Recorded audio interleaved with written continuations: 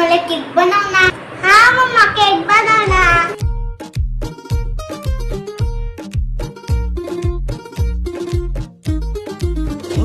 ह्या पोरीचा नखरा भारी, साडी नेसली या नऊवारी, हाय 36 नखरेवाली, ही पोरगी लईच न्यारी.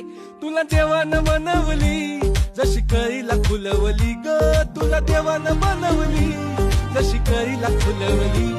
हर तुपाची खान रूपाची माझ्या स्वर्गाची सुंदरी.